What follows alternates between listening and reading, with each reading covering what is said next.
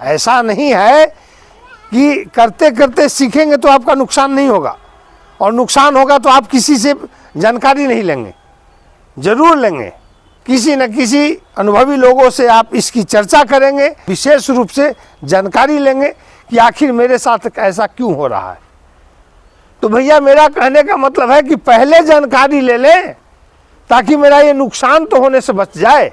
हमारे इस धरती माता के गोद में काफ़ी तत्व छिपे हुए हैं, और इसी तत्व को पूरा करने के लिए बच्चे अक्सर जन्मने के 15 दिन बाद से मिट्टी खाना आरंभ कर देते हैं, क्योंकि उनकी आवश्यकताओं की पूर्ति उनके माँ के दूध के द्वारा नहीं हो पाता है।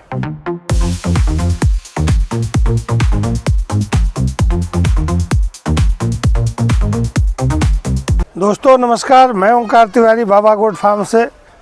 जैसा कि आप जानते हैं, आज बहुत ही खुशी का दिन है।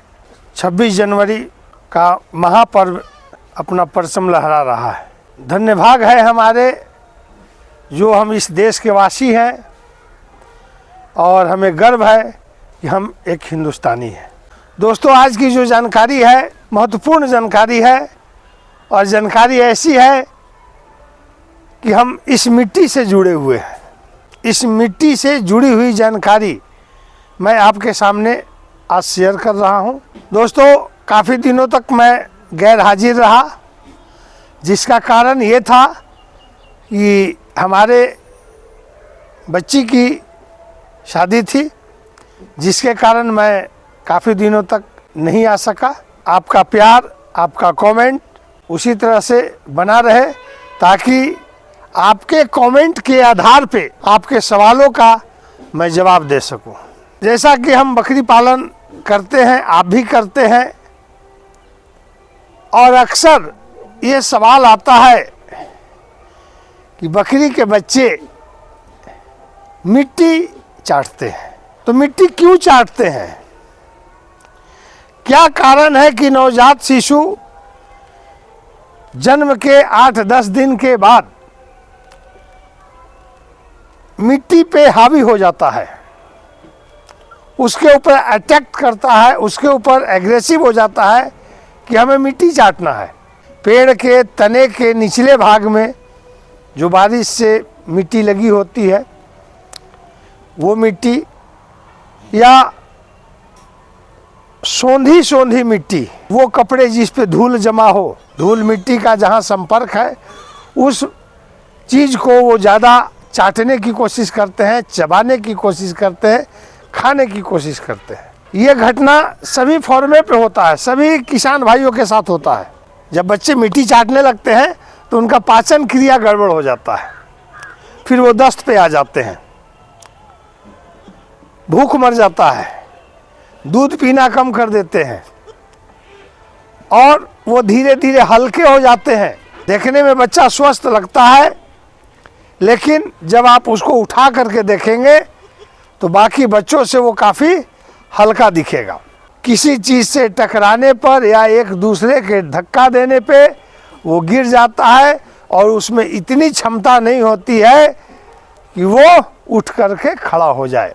तब हमारा दिमाग खटकता है आखिर इस बच्चे को हुआ क्या है कि ये दिन प्रतिदिन कमज़ोर होता जा रहा है, और लाख इलाज के बावजूद हम उसे बचा नहीं पाते हैं, और इस तरह से हमारा बहुत बड़ा नुकसान हो जाता है।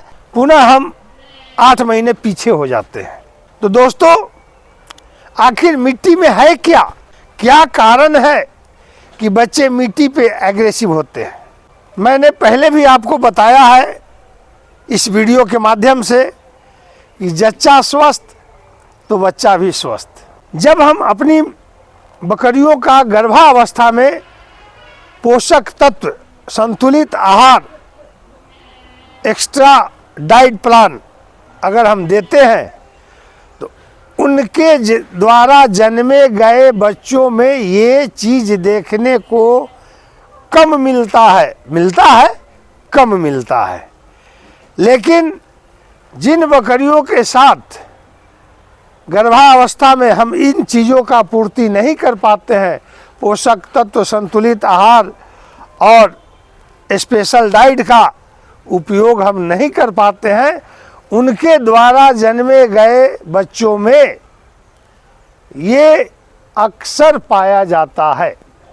जब बच्चे 15 दिन के बाद के हो जाते हैं तो ये आपको अक्सर देखने को मिलता है। गर्भाकाल में बकरियों को या हम अपने मादा पशुओं को अच्छी देखभाल के लिए कई चीज़ों का मिश्रण हम उनको देते हैं, जिससे उनके शरीर में phosphorus, calcium, magnesium, copper, zinc, cobalt, iron इत्यादि कई विटामिन्स, कई मिनरल्स के रूप में उनके शरीर में हम भोजन के द्वारा, स्पेशल डाइट के द्वारा, मल्टीविटामिन के द्वारा, मिनरल्स के द्वारा खाने के साथ हम उनको देते हैं। जैसा खाए अन्न वैसा होगा मन। कहने का अर्थ ये है कि जब हम अच्छी संतुलित आहार, अच्छा डाइट प्लान के द्वारा गर्भित बकरियों को देखभाल करते हैं तो उनके द्वारा जो बच्चा देने के बाद दूध होगा वो भी काफ़ी पौष्टिक होगा। उनके बच्चे जब वो दूध पिएंगे तो वो मिट्टी चाटने का शिकार कम होंगे। लेकिन जब हम इन बातों का ख्याल नहीं करते हैं तो बच्चे मिट्टी चाटते हैं। इसलिए चाटते हैं कि उनके शरीर में कैल्शियम की कमी है, फास्फोरस की कमी है, आयरन की कमी है, कॉपर की कमी है, कोबाल्ट की कमी है, जिंक की कमी है। इन खनिज मिश्रणों का उनके शरीर में अभाव होता है और ये प्राकृतिक गुण है कि उनको इस मिट्टी में ये तत्व मिलते हैं और वो इसी को पूरा करने के लिए वो मिट्टी चाटते हैं। लेकिन चाटना कितना है वो उनको जानकारी नहीं है। अति सर्वर्थ वर्जते एक कहावत है, एक संस्कृत में अति जो होता है अक्सर नुकसान का कारण होता है। और जब उनको कैल्शियम, फास्फोरस, आयरन का स्वाद मिट्टी में मिलता है तो कुछ ज़्यादा ही मिट्टी खा लेते हैं, जो जा करके उनके लीवर में जम जाता है और धीरे धीरे वो लाभ के जगह नुकसान का रूप धारण कर लेता है और बच्चे दस्त करते हैं। काले मिट्टी के घोल के तरह होंगे या हरा रंग का होगा, गाज टाइप का होगा, उसमें फेन फेन आएगा, आंव टाइप का जिसको सूल कहते हैं, सूल टाइप का होगा।